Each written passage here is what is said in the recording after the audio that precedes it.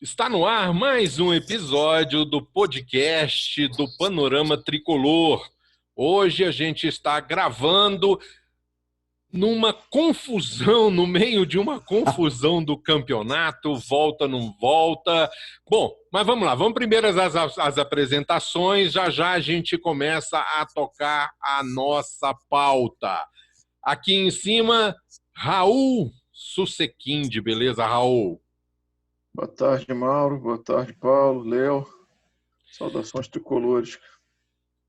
Paulo Andel, beleza, Paulo? Vamos nessa, diz aí. Vamos Léo... falar das confusões do futebol carioca. Pois é, rapaz. Léo Moretti, aos 47 minutos do segundo tempo, ele conseguiu entrar, beleza, Léo? Boa tarde, gente. Saudações tricolores. Vários choques no dedo, mas estamos aí juntos. Tá certo, e ali do lado do Léo, ó. Bota sempre... casaco, tira casaco. Não vai ter carioca? Como é que vai ser isso aí? Vamos lá, vamos comentar. Pois é, ali do lado do Léo, sempre a estante, né? A televisão tricolor, a faixa da Young Flu. Mostra aí, Léo, beleza. Bom, antes de a gente dar tocar a nossa pauta, temos os avisos, né? Paulo, hoje você é o encarregado dos avisos. Jabás, né? Então, vamos Também lá, conhecidos como jabás. Jabás total. Jabá é a vida, como dizia Denis Menezes. Diz ainda, né? Talvez não na TV.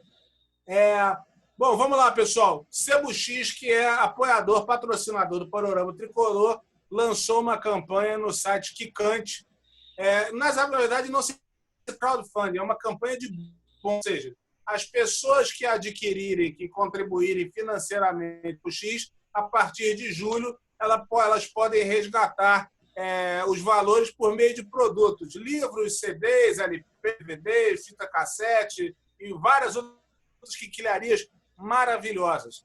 Então, todo mundo fica ligado, depois a gente está divulgando no próprio Panorama Tricolor, nas plataformas, o link da campanha do Quicante. Quem quiser colaborar, tiver interessado em comprar livros e discos, a grande vantagem é que comprar agora vai ter disco progressivo para daqui a um mês. Ou seja, é mais ou menos o seguinte, quem pagou 100 tira 120 na frente. E quem colaborar proporcionalmente mais do que isso vai ter um desconto substancial no resgate dos produtos que interessar. O outro jabá é o seguinte, meus caros amigos. Pela terceira vez, na Vilarejo Meta Editora, saiu ontem, né, definitivamente, 25 anos esta noite, que é um assunto que a gente vai falar aqui. É meu terceiro livro sobre o gol de barriga. Então já está www.metaeditora.com.br, sendo que os 3 livros estão lá. Esse terceiro é em versão e-book digital, nesse momento, né, versão e-book. Os outros 2 em versão física, mediante encomenda, que são 1995, campeão do centenário, e Onde Você Estava Naquele Inesquecível Gol de Barriga. Paulo, pode repetir o link, por favor? Deu uma truncadinha na hora que você estava falando. Truncadinha. Então, www.vilarejometaed.com.br ou procurando nas redes sociais do Panorama, tem tanto no Instagram quanto no Facebook, quanto no nosso site. Beleza. Bom, vamos tocar nossa pauta? Nossa pauta, obviamente, começa por aquilo que é a volta dos que não foram, né? É a volta do futebol carioca, que nem começou. Tivemos 2 partidas, né? Tivemos a vitória do Flamengo sobre o Bangu por 3-0 e um empate entre Portuguesa e Boa Vista. Os outros jogos estariam marcados para este final de semana.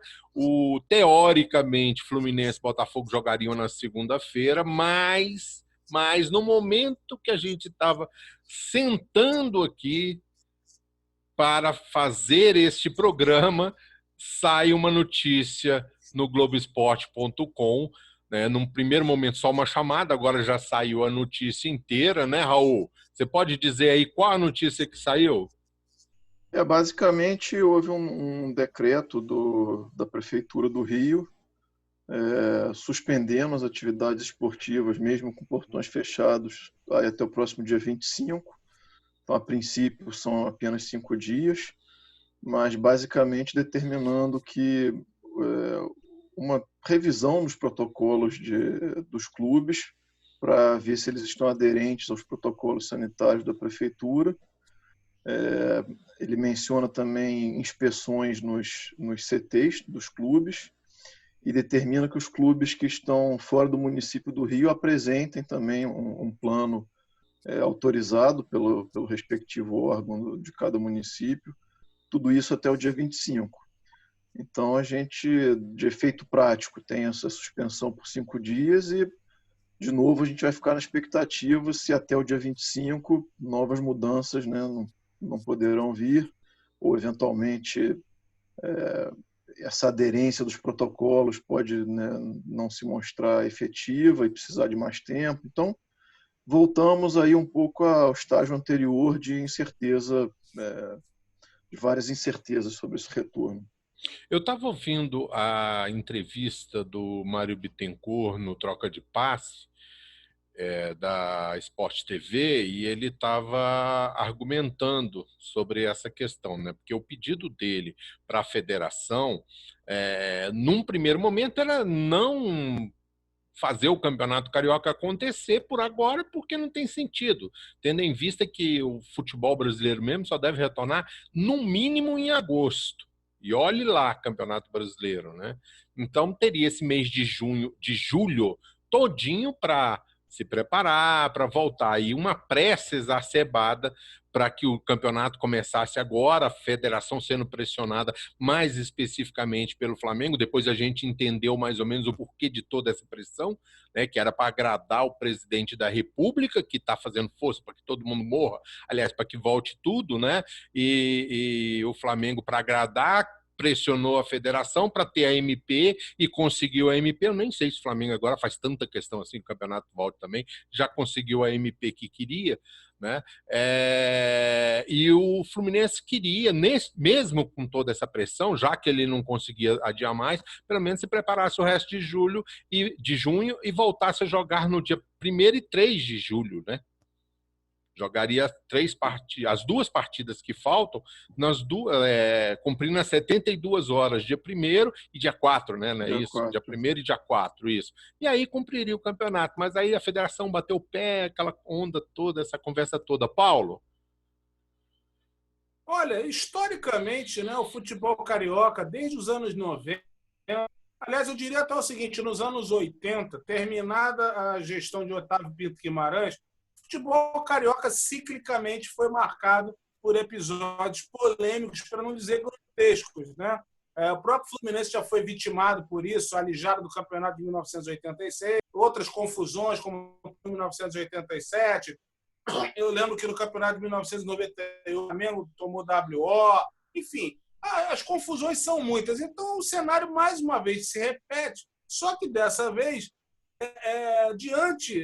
a confusão não se trata somente de cartolada, por um motivo que parece óbvio, que atinge boa parte do planeta Terra, mas que parece que aqui no Brasil e no Rio tem outra interpretação, levando inclusive essa barbárie que aconteceu segunda-feira, né?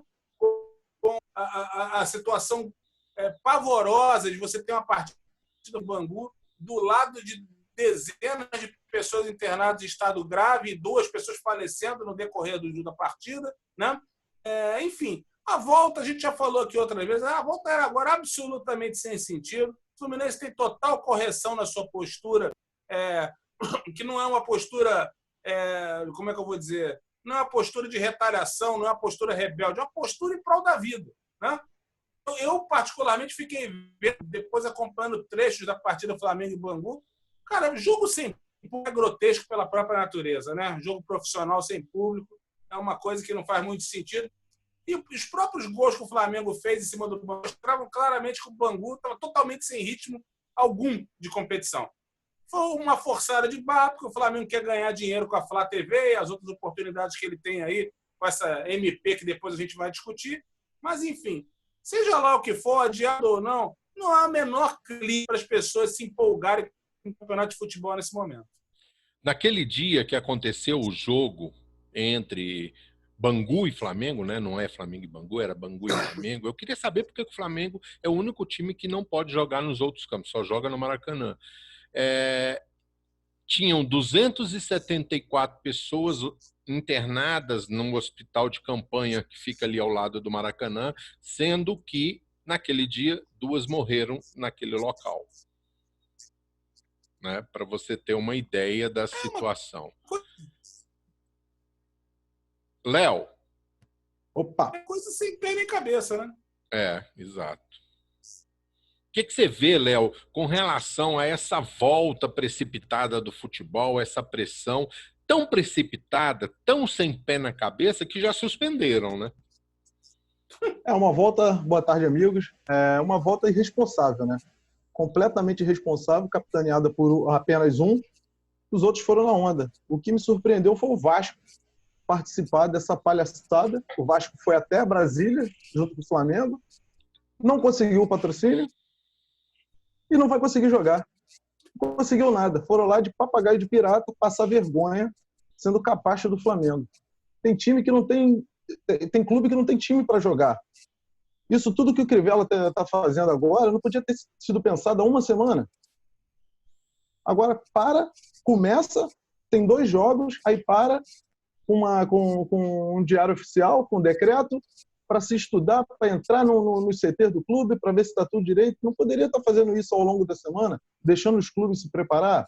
Mas não, tem que sucumbir aos desejos do Flamengo. É sempre assim. O Flamengo foi lá, conseguiu tudo o que queria, e os outros clubes estão aí a ver navio. O Flamengo não queria jogar. O Flamengo quer ganhar um dinheiro, quer ganhar um troco aí, porque pegou empréstimo, e está cagando, desculpa o termo, cagando e andando para os outros clubes, pela vida, para tudo. Então, os clubes, o que o Fluminense está fazendo, o que o Botafogo está fazendo, estou de total acordo com isso. É pela vida. 2 pessoas morreram enquanto eles gritavam gol. Isso é um absurdo. Pois é, e aí tem a questão dessa pressão toda, que no dia seguinte, acho que foi no dia seguinte, né, que do jogo, o jogo aconteceu na quinta, não foi? Acho que na sexta foi assinada a medida provisória, não é isso? No dia seguinte... Eu acho que foi no mesmo dia. Foi no mesmo dia, né? Então, beleza. Mas aí veio a MP que, em termos gerais, diz que apenas o clube mandante, né, tem agora o direito de arena, transmissão de jogos, né, o seu mando, quando o mando é do time, ele tem direito de fazer, assinar com a transmissão, com direito para ter o direito de arena. Né? Não mais, hoje em dia, como é que funciona? Os 2 times têm um acordo, né? Tanto é que os jogos que eram só do esporte interativo no Campeonato Brasileiro e não eram da Globo, tanto é que não passava, tinha jogo que não passava em canal nenhum, né? Porque um era só da Globo, o outro era só do esporte interativo e não passava o jogo na televisão de forma alguma. E agora, com essa medida provisória, só o time mandante agora pode fazer, não precisa mais da anuência do adversário. Paulo, Fala. MP, cara? Cara, tudo nisso aí para mim é trágico, né? MP já é trágico, acho inclusive que pelas movimentações dos outros clubes que se indignaram com a cura rubro-negra diante do episódio, acho que vai ter muita pressão, né, da Câmara dos Deputados para derrubar isso, né? Esse já é o primeiro ponto. E o segundo é que eu conseguiria compreender essa questão do mandante ser o exclusivo detentor dos direitos se, por exemplo, a gente funcionasse no sistema da Premier League, em todas as competições. Você sabe qual é o número de jogos que você vai fazer, o típico campeonato, consagrado campeonato, um jogo de volta. Cada mandante decide seu destino. No Brasil, não. O brasileiro é assim, mas os estaduais não são. O estadual do Rio não é. Até outro dia, os clubes pequenos não podiam usar outros que fossem Maracanã, Engenhão e mais um outro. Então, como é que fica isso? Os clubes ficam sem mando? Aqui no Rio se criou uma outra barbaridade tempos atrás. Nas semifinais, acho que isso vale, inclusive, para o campeonato desse ano. Nas partidas semifinais e finais, o mando de campo é da federação. A federação não joga. Como é que ela tem? Entendeu? Então, tudo isso tem a ver com a manipulação, né? E com o casuísmo, que dessa vez, mais uma vez, foi em direção ao Flamengo, que, aliás, o pessoal até esqueceu de falar. Certas coisas nunca mudam, né? Como essa interferência rubro-negra no processo. Mas o que não muda mesmo é ter pênalti para o adversário né? Que não é marcado, como aconteceu na quinta-feira, um bração suculento lá do William Arão e passou tudo em brancas nuvens, né? Tava 1-0 Eu acho Flamengo. tudo uma barbaridade. Eu vi o cruzamento pela esquerda, né? O Ilharão botou. E o cara da televisão, não me lembro quem, do rádio, alguma coisa, disse que estava colado ao corpo o braço. Sim. Deve ter sido o Apolinho. Colado ao corpo. Eu não sei quem provavelmente. foi. Alguém tinha comentado. O cara braço que fala estava engessado, né? Então estava colado ao corpo. É muita cara de pau.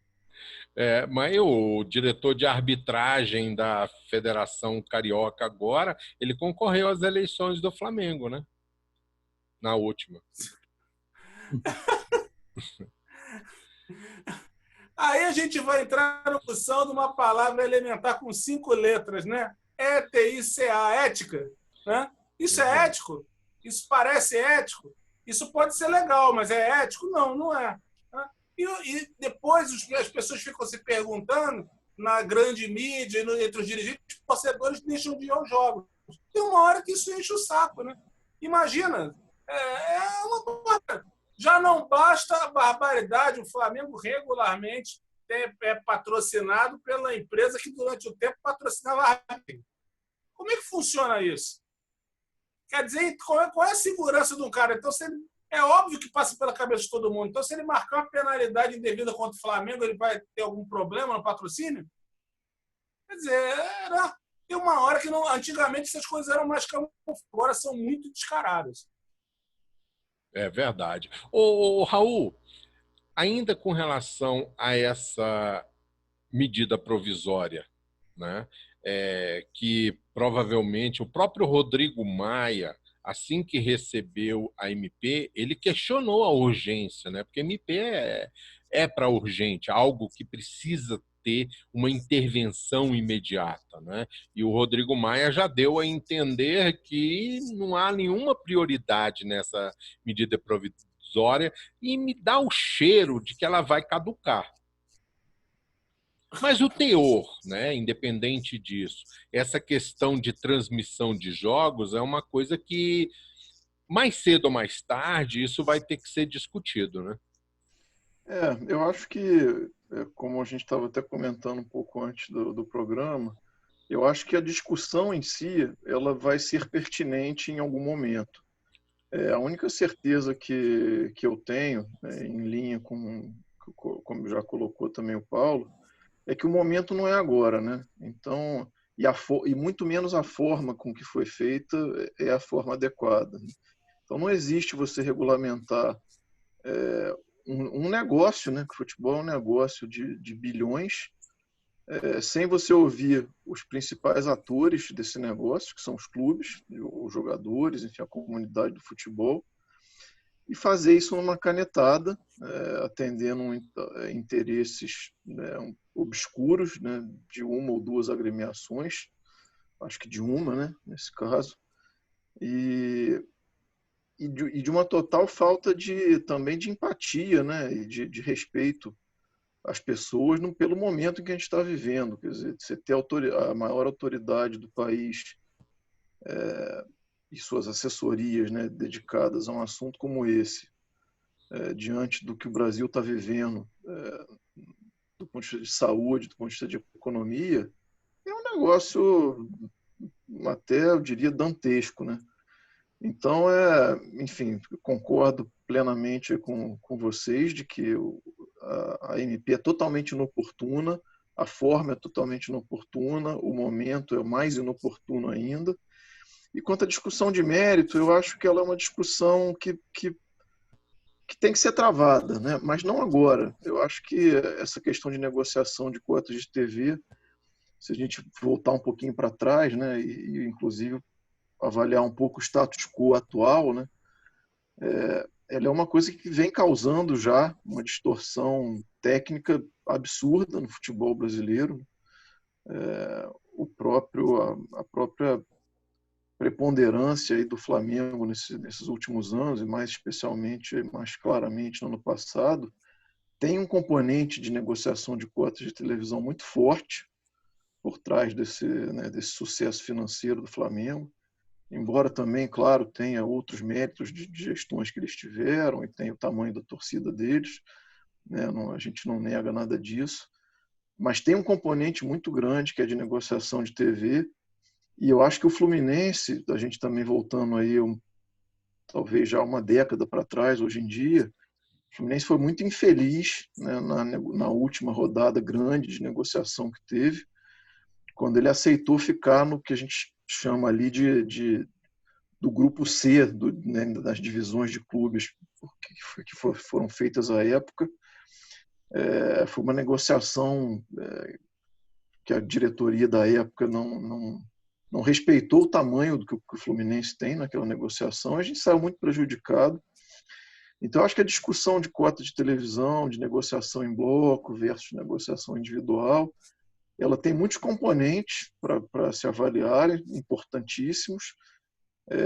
Outro até que o Paulo comentou fora do ar aqui, sobre os clubes menores, né, que hoje tem uma arrecadação importante como visitantes, e como ficaria isso depois. Então, tem uma série de questões, acho que é uma discussão oportuna e complexa, e que eu acho que eu de plano, eu não digo que discordo ou concordo com o mérito da MP, mas certamente o momento não é esse, a forma não é essa, e portanto, eu discordo 100% do que a gente tem, e acho, para concluir, que até politicamente falando, né, como a MP, regra geral, ela tem que ser convertida ou não em lei em 120 dias, e eu não vejo o Brasil nos próximos 120 dias tendo esse tema como prioridade, e não vejo o Rodrigo Maia sem fazer e entrar em qualquer juízo de valor político sobre ele, mas é um cara que é Botafogo e que é aparentemente até engajado em relação ao Botafogo. Não vejo isso aí entrando em pauta de prioridade da Câmara de maneira nenhuma, ainda com todo o lobby que certamente está sendo feito. Eu queria dar um exemplo disso. Isso aí, realmente, gente, é como se tivesse um incêndio na casa e o cara estivesse propondo a discussão para parar a grama. Entendeu? A casa está sendo incendiada, outras prioridades para cuidar, não vai cuidar da grama agora. O que o Raul falou é absoluto. Essa discussão vai ter que ser feita, mas no seu ambiente correto e no seu momento correto. Agora foi apenas uma canetada populista para tentar se fazer aí uma troca de favores que vai dar em nada, né? Pelo menos temporariamente.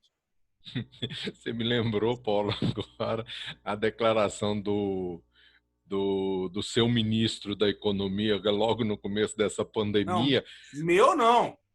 É seu ministro, sim, senhor. Não, meu não. Não tem nada a ver com esse cara. Vai de reto, Satanás. Ele, logo no começo da pandemia, foram cobrar dele, né, ações do Ministério para resolver o problema do país, né, tanto dos CPFs quanto CNPJs que teriam muita dificuldade. Ele falou que a solução para o Brasil seria as reformas naquele momento. A questão quando você falou o incêndio com a paragrama, me lembrou muito dessa discussão, né? É o que está aparecendo. Mas, Léo, entrando aqui na discussão, uma coisa que eu sempre imaginei também, por um outro lado, independente da MP, independente de tudo, sempre essa vinculação com uma emissora de TV para exclusividade. É claro que a exclusividade, por ser exclusivo, o volume de recurso é bem maior para garantir essa exclusividade. Mas eu sempre imaginei, por exemplo, o Fluminense tendo o seu próprio aparato tecnológico para poder fazer as suas transmissões, né? Porque você vê nos clubes da Inglaterra, TV Chelsea, TV Manchester, TV Liverpool, né? Então, os times também têm, eles mantêm a sua autonomia, né, em determinadas situações. Como é que você vê esse mercado, principalmente falando de Fluminense, Léo? Bom, eu acho que agora acho que abre um pouco, né? Vamos supor que a tendência seja essa mesma, né? Abre essa possibilidade, né? Isso aí. A Flu TV, ela tá engateando ainda, né? Pelo que a gente vê. Então, são vídeos de vestiário, vídeo de treinamentos. Acho que tem que ter um investimento muito maior no aparato de câmeras profissionais. Acho que o Fluminense está um pouco aquém disso aí, tá? Para transmitir para o grande público uma partida de futebol. Então, por enquanto, a gente tem que pegar esse dinheiro aí da Globo, negociar melhor futuros contratos, para conseguir ir aparelhando a Flu TV para que saia daqui uns 5 anos aí o Fluminense ter a sua Flu TV transmitindo seus jogos com mais credibilidade, com mais força, com mais aparato. Beleza, agora vamos mudar um pouco de assunto. Acho que já esgotamos bem, até porque no próximo programa, né, a gente vai ter mais coisas para discutir, porque já vai ter passado do dia 25 de junho, né? A gente vai ter um pouco mais... Se o jogo houver. Não, eu estou falando assim, que o nosso próximo programa vai ter. Sim. Né? A única coisa certa é que o nosso programa vai acontecer. E já passou, e vai ser depois do dia 25, ou seja, a gente já vai ter uma ideia melhor do que aconteceu. Se o Fluminense foi obrigado a jogar no dia 26, né? Algo nesse sentido, né? Mas, enfim, essa semana o Maracanã completou 70 anos. Léo, 70 anos no Maracanã, você que está sempre lá com a Young Flu, 70 anos. Fala para mim aí, fala para a gente aqui, qual um grande momento seu no Maracanã? Rapaz, eu vou ao Maracanã desde os 5 anos, 1985. O primeiro jogo que eu fui no Maracanã foi um Fluminense Bangu. Morador do bairro, né? Meu pai botafoguense, tinha que ir. Eu vi o Fluminense ser tricampeão. Assim, para uma criança, aquilo ali, cara, Maracanã lotado. Eu vi do outro lado, eu vi da torcida do Bangu a festa que a torcida do Fluminense fez. Cara, aquilo é marcante até hoje. Tá, fui gol de barriga, fui diversos títulos do Fluminense, mas aquilo ali para uma criança, cara, aquele momento ali foi maravilhoso.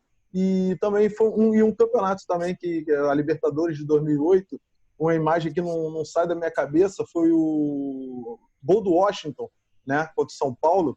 Rapaz, eu vi uma criança, devia ter no máximo uns 10 anos, chorando, ajoelhada e agradecendo a Deus. Eu nunca vi aquilo, cara. O futebol é apaixonante demais, cara. Quando eu olhei pro lado, eu comemorando, pulando igual um maluco, eu olhei assim pro lado meio que para baixo, tinha uma criança de no máximo 10 anos, mas aos prantos, agradecendo a Deus com os 2 bracinhos dela pro alto, falando obrigado, meu Deus, obrigado, meu Deus. Aquilo ali me marcou também de uma forma que foi, meu Deus, futebol é muito, muito forte, tá no nosso dia a dia, o Maracanã de muda hoje, a nossa Léo, vida. O Maracanã de hoje, a gente escuta muito falar, eu não conheço o novo Maracanã. A última vez que eu fui no Maracanã ainda era no formato antigo, foi antes da demolição dele, né, e da reconstrução dele para a Copa do Mundo. O Maracanã perdeu mesmo aquele charme que ele tinha todo?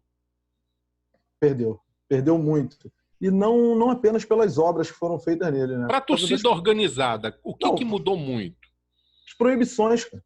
Antigamente você podia levar a quantidade de bandeiras que você quisesse, você só mandava um e-mail para o BEP, né, para o GEP na época, dizendo o que você ia levar de material. Tá? Poderia levar menos do que aquilo que você descreveu, não poderia levar mais. Mas não tinha quantidade mínima do que você poderia levar. Nós, na Libertadores, nós levamos 80 bandeiras, 2 bandeirões, 2 faixas e 20 instrumentos de percussão. Hoje em dia, para você levar 2 bandeiras e instrumento de percussão, você tem que ter 200 assinaturas, que eles têm que entrar em contato com as pessoas, eles têm que ver esse cadastro, entregar tudo por e-mail e com CD. É uma burocracia gigantesca. Às vezes as pessoas falam, pô, cadê a Yang? Cara, a Yang está punida? Não, a Yang não está punida.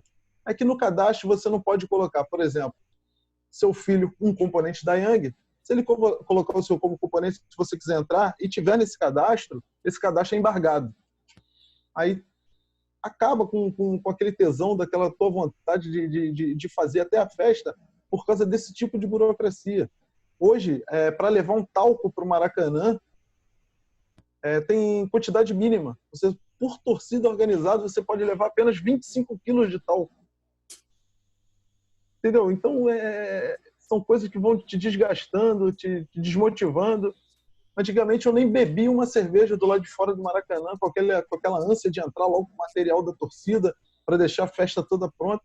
Hoje eu fico bebendo do lado de fora, entro com 5 minutos de jogo, estamos perdendo aquela vontade de fazer festa devido a essas burocracias aí que a gente não entende. Por quê? É por causa de briga? As brigas continuam acontecendo. Por que estão punindo só o CNPJ? Pune o CPF. É mais fácil acabar com a briga você punindo o CPF do que o CNPJ. Deixa a festa continuar. Bandeira não briga, faixa não briga, talco não briga, camisa não briga, instrumento de percussão não brigam. Então, para quê proibir isso aí? Proibirem a festa e deixar o infrator livre, fazendo sempre o que ele faz de ruim. Não é legal. Raul, o que o Maracanã representou na sua formação de torcedor, de amante do futebol e apaixonado pelo Fluminense? Rapaz, bom, primeiro dizer que, pô, como é bom a gente entrar nessa pauta, né? A primeira pauta é um negócio tão pesado, né? Que bom que a gente está voltando aqui para a razão de ser disso aqui, né? Que é essa paixão pelo clube, pelas conquistas. O Maracanã, ele é uma parte, né, da minha história, né? Da construção, da minha construção pessoal, né? Como indivíduo, como torcedor. Ele é maior até que o futebol, maior até enfim, é claro que ele tem uma importância na formação da paixão por torcedor, porque a experiência, né, como o pessoal diz hoje em dia, né, a experiência de viver cada um daqueles jogos, cada um daqueles campeonatos, é um negócio muito forte, né? Assim, esses grandes jogos, ou até outros jogos, né, de menor escala, podem se passar 5 anos, 10, 15, 20, que a gente consegue lembrar das sensações que a gente viveu ali dentro do estádio com uma nitidez absurda, né? Então, é claro que essa construção emocional que ele vai gerando em cima de você te faz muito mais torcedor. Isso a gente enxerga, inclusive, nas derrotas, porque em algumas temporadas mais recentes que eu fui a menos jogos, que o time não está tão bem, ou você está mais desanimado, você sofre menos com uma derrota quando você vê na TV, pelo menos acontece comigo, do que quando eu estou lá. Porque quando você está estando no estádio, o nível de envolvimento emocional que você tem com aquilo, ele é tão grande que enfim, ele muda o teu dia, o teu fim de semana, né? É uma coisa realmente muito forte. Mas o Maracanã, além disso, ele tem uma coisa pessoal também, né? Porque as relações, elas ganham uma força adicional muito grande, né? Eu tenho uma ligação com meu tio e meu padrinho, né? E com uma das minhas irmãs, que, enfim, sempre me acompanhou nos jogos, e com muitos amigos, dentre os quais um aqui, colega de mesa, o Paulo, né? Que já me levou, inclusive, como adulto responsável, muitas vezes, né? Então, assim, esses vínculos que estão relacionados ao Fluminense e que se constroem ali ao longo dos anos no Maracanã, eles vão com você pro resto da vida. Então, é um lugar sagrado. Eu diria que é um lugar sagrado ali para mim, e acredito para milhares de outros torcedores que vivem isso com muita paixão. Paulo, tirando 1995, porque a gente sabe da sua paixão pelo Fla-Flu de 1995, né, que vamos completar agora, vamos completar 95, 25 anos, né? 25 anos agora no dia 25, né? E tirando esse dia 25, né? Porque, inclusive, você tem uma vasta literatura, não só os 3 livros, né? Os 3 livros que eu fiz, assim, os 3 livros que você tem sobre o Fla-Flu, fora uma série de textos que você fala do Fla-Flu da barrigada. Mas qual outro momento foi muito marcante para você no Maracanã? Cara, eu vou no Maracanã. A primeira vez que eu fui ao Maracanã, me lembro que. Eu não lembro do adversário do Fluminense, só lembro de olhar para o placar antigo, que foi antes daquele placar maravilhoso de Lâmpada. E lembro que foi uma partida. Isso deve ter sido em 1974, então tem 46 anos, né? Depois eu comecei, algumas vezes eu fui ver a máquina levado pelo meu pai, ainda era criança e tal, mas em 1978 eu já era um torcedor de final todo dia, acompanhava o Fluminense no rádio e ficar maluco para ir para o Maracanã. Isso nunca mais passou. Isso foi assim, isso tem sido assim nos últimos 42 anos, mesmo seguindo literalmente o que o Moretti falou, o estádio é outro, a vibração é acabou. Quem conheceu aquele sabe que tudo mudou, mas a quantidade de jogos, eu tive aí, sei lá, acho que dos 20 maiores públicos da história do Fluminense, eu estive em 10, pelo menos, ou mais. Né? Então eram partidas, e isso também o Léo falou antes, essa coisa do estádio de você chegar antes. A gente chegava às 3 da tarde para poder arrumar um lugar para encaixar a perna e não se mexer mais, e ficar ali até o final do jogo. A festa das bandeiras, 15 para as 5, terminar, os times desciam, você já ficava naquela emoção, porque você já sabia que vinham dezenas de bandeiras das torcidas, e tão logo o time começasse a pisar em campo, tudo ficava branco, porque tinha uma super nuvem gigantesca de pó de arroz. E são experiências que marcam o torcedor, independentemente do título. Né? O Léo falou muito bem, claro que para uma criança ver o título é um negócio fabuloso, mas a experiência do Fluminense ela transcendia as conquistas. As crianças que iam no espetáculo desse, com bandeiras, com aquele coisa imensa, aquela coisa que durava minutos, ninguém conseguia ficar impune àquilo. Aquilo ficava para sempre. E foi isso que eu persegui.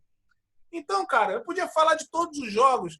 Os gols do Assis, o Dedinho, enfim, os inúmeros títulos estaduais que nós conseguimos, as partidas fantásticas, as viradas, o glorioso time dos anos 80, 90, a era Ézio, que foi uma era até que a gente batia na trave com times muito humildes, mas teve perto de conquistar vários títulos, acabou não conseguindo, terminou com 95. Poderiam ser muitos. 5 é um caso à parte, porque para mim sempre foi o maior jogo da história do Maracanã e até recentemente consagrado aí por alguns baluartes da imprensa. Mas o que eu levo mesmo do Maracanã foi o seguinte: tive uma época entre 1988 e 1994, que era uma época sem títulos, que eu fui estudar na UERJ, do lado do Maracanã. Então, a minha vida passou a ser ali. Eu ia ao Maracanã toda quarta do possível e tinha aquela sensação de eu chegar no estádio, né, você olhar aquela beleza do Maracanã e falar, caraca, mais um jogo, mais um jogo. Essa sensação eu passei a ter diariamente no ProERJ. Sem contar inúmeros jogos que eu estava assistindo uma aula, daqui a pouco, cara, vou embora, vou lá assistir um jogo. Aquilo virou meu playground definitivo, né? Enfim, eu fui várias vezes com meu pai no Maracanã. Minha mãe chegou a me acompanhar para ir para o Maracanã, ela não gostava de bola, depois passou a gostar por mim. Levei meu irmão no Maracanã em diversas ocasiões. A criança, a gente ia junto para o Maracanã, depois tem uma partida que me marca muito, eu até comentei com ela outro dia. Nós fomos num jogo em 1995, Guarani vazio, que de dar dó. Jogo de pouquíssima gente. Daqui a pouco, nós não sabíamos, ambos fomos para o jogo, um sem avisar o outro, e nos encontramos na arquibancada. Então, o Maracanã tinha esse clima de encontro, de você ir para lá e falar, cara, vou encontrar um amigo. Era mais do que ver um jogo, né? Enfim, quando eu escrevi o livro Fluminense que eu vivi, que é basicamente a história da minha infância, até o dia que o Maracanã fecha para a obra, o livro termina nesse momento, eu falava o Fluminense que eu vivi, porque eu tinha certeza que quando o Maracanã voltasse, ele seria diferente. Hoje ele é até muito mais diferente do que eu pensava. Mas foi uma época maravilhosa. Ainda é possível, mesmo com todos esses problemas, toda essa tirania contra as torcidas, isso quebra o clima da partida, a falta da torcida organizada, toda alinhada, aquele monte de bandeiras, aquela festa toda, falta absurda. Mas ainda assim é possível a gente viver grandes momentos de emoção no Maracanã. Então, quando eu vou hoje, eu ainda vou perseguindo minha família, perseguindo meus amigos e olhando. E até hoje, o Maracanã reabriu há 7 anos. Eu ainda hoje olho para ele e vejo o passado, vejo a forma antiga, me confundo, começo a olhar, procurar coisas que até tem a ver com o maravilhoso prefácio que você fez para o Fla-Flu. Pois é, eu fui muito poucas vezes no Maracanã, por motivos óbvios, né?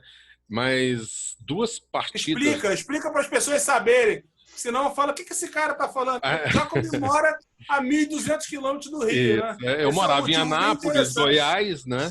Morava em Anápolis, Goiás, depois em Brasília. Eu moro em Brasília, então para ir ao Maracanã nunca foi uma tarefa muito fácil, né? Tanto é que a primeira vez que eu fui ao Maracanã eu já tinha 22 anos de idade, foi a final do Campeonato Brasileiro de 1984, eu fui numa excursão e assisti o empate do Fluminense contra o Vasco, e o Fluminense se tornou campeão brasileiro. Ali foi um momento muito marcante para mim, porque foi a primeira vez que eu vi algo no futebol, e eu já vivia futebol naquela época 24/7, né? Sempre fui muito fanático por futebol, não só o Fluminense, mas por futebol de uma forma geral também. E ali eu vi coisas que eu nunca tinha visto na minha vida em futebol.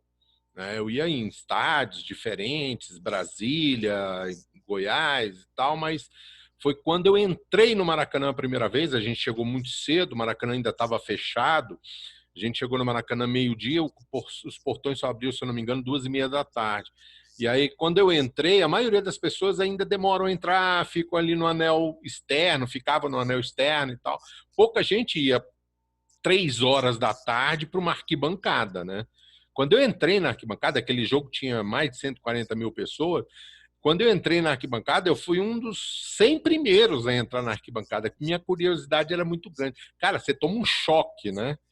É uma luminosidade tão forte, aquele gramado verde, 3 horas da tarde, no Rio de Janeiro, de muito sol. Era um dia que fazia muito sol, dia 27 de maio de 1984. Então, você toma um choque, porque o verde é muito forte, cara. O verde te toca, né? Lá da arquibancada, daquele antiga arquibancada, quando você bate o olho naquele verde, ele estremece seu corpo, né? Porque é muito chocante aquele verde que tinha naquela época, né? E era um contraste muito forte, porque você tinha as cadeiras azuis, o resto tudo era concreto. Era uma época que o Maracanã não era colorido, né? Ele só ficava colorido quando as torcidas entravam. Era uma arquibancada toda cinzenta, né? Aquele acinzentado, as cadeiras azuis, mas elas eram muito disfarçadas, ali embaixo não chamava tanto, a tribuna era um azul, mas um azul já um pouco mais escuro, mas quando você batia o olho naquele verde, era impressionante. Aquele verde era diferente, cara, é um verde que não existe, é um verde que era só no gramado do Maracanã. Então, aquele jogo de 1984 me marcou demais por conta disso. E, obviamente, o segundo é o de 1995, né, o da barrigada, que eu também fui numa excursão, e aconteceu um problema muito sério. Nós chegamos lá e não tinha ingresso pra gente. A gente foi com a Young Flu daqui de Brasília, né, o Léo? E o menino que organizava a Young Flu aqui em Brasília era uma tragédia, o menino. Eu quase bati nele. Eu dei um golpe de Estado. Você Na tinha realidade, que eu dei um conhecer golpe o de Léo na Estado. época. Oi? 84? Conhecer o Léo na época. Não, 95. 95. Isso foi 95. Ah, tá. Eu dei um golpe de Estado. Eu tomei o ônibus dele. Estava na base ainda. Tava na base. Eu tomei. Claudinha. Para você ter uma ideia, eu tomei o ônibus do menino, né? O menino que organizava, eu tomei o ônibus dele, né? E aí... E o ingresso? Hã? Agora fiquei curioso. Não, aí não tinha ingresso, cara. Então nós ficamos ali fora do Maracanã esperando ingresso.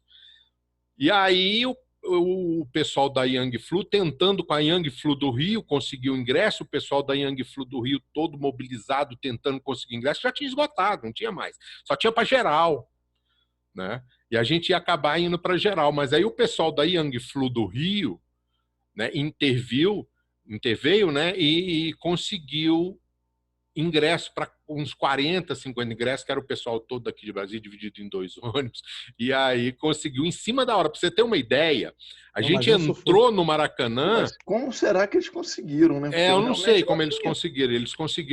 Eles conseguiram ingresso para a gente, assim, em cima da hora. Tanto é que a gente foi entrar a gente entrou a gente entrou no Maracanã 4 horas da tarde. A arquibancada já estava lotada. Eu me lembro lotado. Exatamente. Eu me lembro que estava jogando numa preliminar, era um Fla-Flu de juvenil, júnior, sei lá. E quando eu entrei, tinha um bandeirão da Young Flu, né? E aí eu entrei pela ponta do bandeirão, o Fluminense, na preliminar, se eu não me engano, estava perdendo de 2-1. Quando eu saí do outro lado, estava ganhando 3-2. Ou estava perdendo de 1-0. Quem jogava naquele time, acho que de júnior do Flamengo, era o Aloysio Chulapa, o Adriano, um desses caras, eu não me lembro bem. E eu entrei no bandeirão, o Fluminense estava perdendo. Quando eu saí do outro lado, o Fluminense estava ganhando já. Abençoado pelo tanto bandeirão. Tamanho, era tão grande o bandeirão, né, e tinha tanta gente, né, a gente chegou, quando a gente sentou, o jogo já estava praticamente começando já. Então esses são assim, os 2 maiores jogos que eu fui no Maracanã, foram esses 2 aí, né? Teve a final também de 2005 contra o Volta Redonda, mas esses 2 jogos me chamaram. Bom, já estamos aqui na reta final do programa, né? Porque a gente não pode estourar muito o nosso tempo. Essa semana nós tivemos 3 aniversariantes com destaque pelo Fluminense. Primeiro foi o Carlyle, que nenhum de vocês viu, né? Mas eu ouvi muito falar. Nem eu vi também, né? É bom deixar claro que eu também não vi o Carlyle jogar. Mas era um cara muito famoso, né? Ele fez o nome jogando por 2 times, né? Fluminense e Atlético Mineiro, né? O Carlyle, ele também teve uma carreira muito grande no Atlético Mineiro. Mas você ouviu muito falar do Carlyle, Paulo? Eu falava muito. Então, assim, ele sempre foi um nome muito comum na minha casa, sempre foi por isso. Porque meu pai falava... Exato. O outro jogador, o Rafael Sobis, também, né, hoje joga ele está no Ceará. No Ceará. No Ceará. Ele estava no Cruzeiro, né? Depois foi para o Ceará, não é isso? Mas o Rafael Sobis tem uma identificação muito forte com o Fluminense até hoje, né? Rafael, dos caras que mais vestiu a camisa do Fluminense com mais garra. Exatamente. E eu estava até vendo essa semana, era um jogo entre Internacional e Fluminense, ele já estava no Internacional, né? Ele voltou para o Internacional, não foi isso? Voltou. E aí ele foi bater um escanteio com a camisa do Internacional para não pisar no escudo do Fluminense, ele tirou o escudo. Sensacional. Para não pisar no escudo, né? E bateu o escanteio. O Rafael Sobis é um cara assim que merece muito respeito. E ele teve uma participação muito decisiva, principalmente em 2012, né? Em 2012 ele teve uma participação muito grande naquele time. Apesar dele não ser titular absoluto, né? Mas ele era um cara que revezava com o Thiago Neves, revezava às vezes até com o Wellington Nem. Importantíssimo no time. Importantíssimo. Ele foi muito importante. Né? E o terceiro cara também muito importante é o Paulo César, né? Paulo César Caju, também retornou ao Fluminense em 1975, né? Depois ele saiu do Brasil depois da Copa de 1974, ele saiu um pouco queimado, foi para França jogar no Olympique de Marseille, e aí o Francisco Horta trouxe ele de volta em 1975 e ele chegou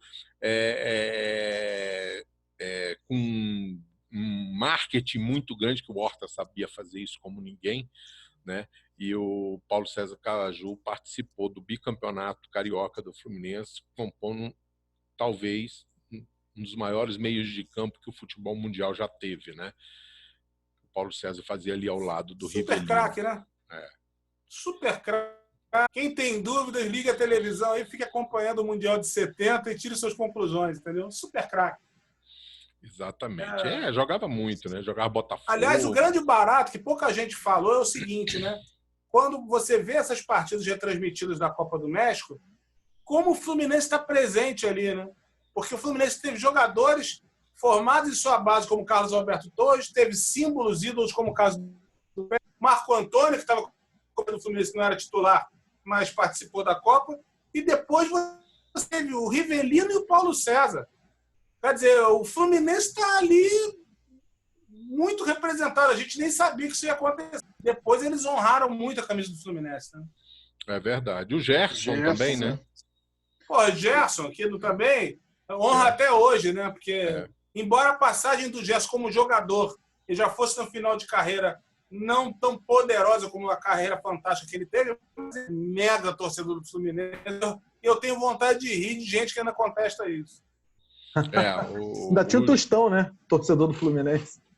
Pois é, quer dizer, o Fluminense estava ali. A seleção mais poderosa da história do futebol, metade do Fluminense. Né? No coração ou na chuteira. E o Carlos Alberto Torres depois voltou a jogar, né? No Fluminense. Oi? O Carlos Alberto Torres, depois, além de voltar a jogar no Fluminense, voltou como técnico também, né? E ele foi campeão pelo técnico do Fluminense, não foi? 84, deu a entrevista mais maravilhosa de véspera de final de todos os tempos. Não sei se você vai lembrar. Eu não. Ele pegou um chaveiro que tinha uma bolinha de futebol e falou: a bolinha do Flamengo é desse tamanho aqui, ó. No dia seguinte foi lá e o Assis resolveu para ele. Era mais divertido, né? Era mais bacana, né? Tinha uma galera bacana. Muito mais. Hoje eu estava conversando com os amigos, até também com o Paulo.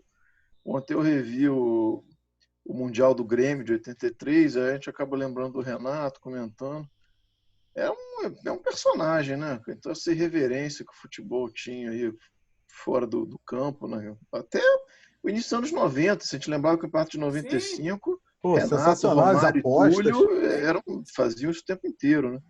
E aquele vídeo maravilhoso que ele fez do Dia dos Namorados, com aquele monte de rosas. Amor, Maristela, Renata, Patrícia, Irene, Jânia. Aqueles nomes lá, se eu não me engano, eram nomes das mães dos outros atletas lá, né? Da amigos dele. Era mãe de todo mundo. Eu já ouvi dizer isso aí, cara. Isso era a mãe de todo mundo.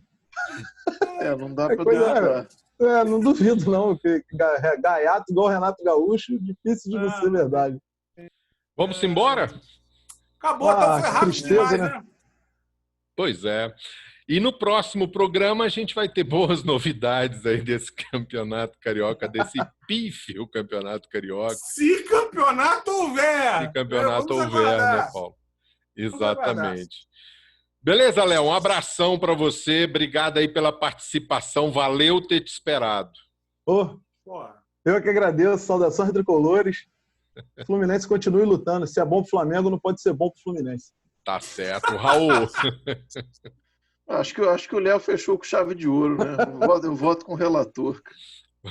Tá certo. Então, até o próximo programa. Paulão, faz mais um jabá aí. Lembrando, Paulo, que a gente vai ter em breve, aí no dia preciso, né, um podcast exatamente sobre o Fla-Flu da Barrigada.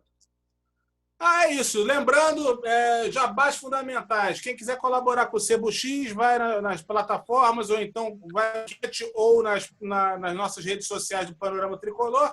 Quem quiser os 3 livros sobre o gol de barriga, eles estão à venda em www.vilarejometaeditora.com.br/loja, que aí cai lá direto e compra seu livrinho, fica feliz.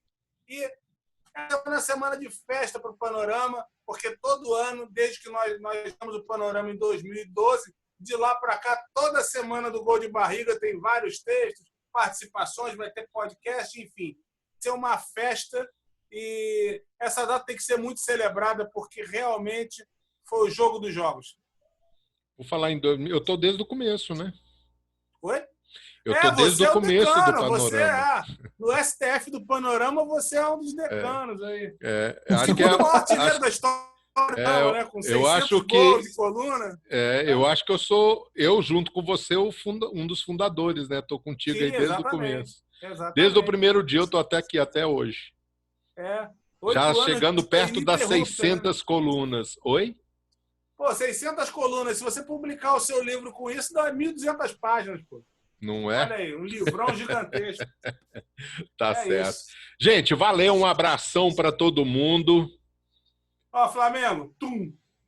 Saudações Lembrando aí a tricolores. galera que estiver assistindo a gente no YouTube, se inscreva, a gente está atrás aí de 1000 inscrições para a gente poder fazer live. Bota o sininho, né? Aciona o sininho para receber as novidades. O pessoal que está ouvindo no podcast, no Spotify, no Google Podcasts, no Anchor, no rádio, no Breaker, assina também, por favor, que isso aí ajuda a divulgar mais ainda o nosso canal. Um abraço para todo mundo. Até o próximo episódio na semana que vem. Um abração.